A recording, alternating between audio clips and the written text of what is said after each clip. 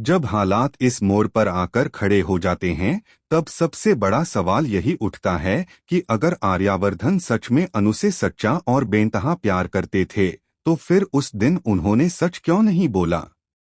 जब मानसी ने सबके सामने खड़े होकर अनु और आर्यवर्धन के रिश्ते पर सवालों की बौछार कर दी थी, जब हर नजर जवाब मांग रही थी, तब आर्यवर्धन के पास एक ही मौका था, खुलकर कह देने का कि अनु उनके लिए क्या है।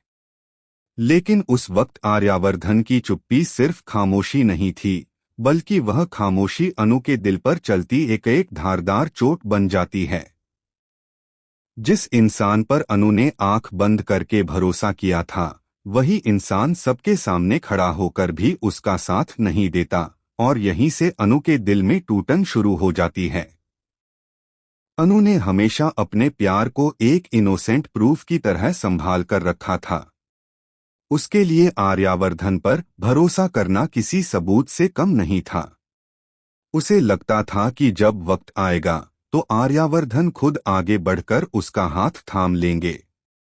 लेकिन आज वही भरोसा सबके सामने कमजोर पड़ता हुआ नजर आता है। अनु को ऐसा महसूस होता है जैसे एक बार फिर उसे अकेला छोड़ दिया गया हो, जैसे हर बार की तरह इस बार भी उसकी भावनाओं को समझने वाला कोई नहीं है। उसका दिल यह मानने को तैयार ही नहीं होता कि जिसे उसने अपनी पूरी दुनिया मान लिया था, वही इंसान सबसे मुश्किल घड़ी में चुप रह सकता है। अनु के लिए यह सब सह पाना आसान नहीं होता, क्योंकि उसका भरोसा सिर्फ शब्दों पर नहीं बल्कि दिल से जुड़ा हुआ था। उसने आर्यवर्धन को हर हाल में सही माना, हर हाल में अपना समझा। लेकिन जब मामला थाने तक पहुंचता है, तब हालात और भी ज्यादा भयावह हो जाते हैं। थाने के अंदर मानसी अनु पर इतने तीखे और बेरहम सवाल दागती है कि अनु अंदर से पूरी तरह टूट जाती है। हर सवाल उसके आत्मसम्मान को ठेस पहुंचाता है, हर शब्द उसके दिल में डर और दर्द भर देता है।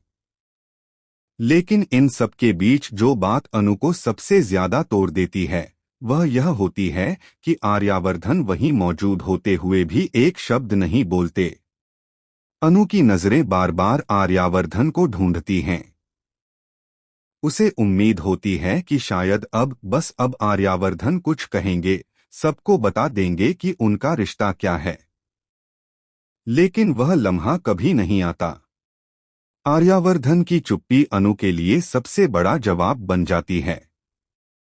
उसे ऐसा लगता है जैसे उसका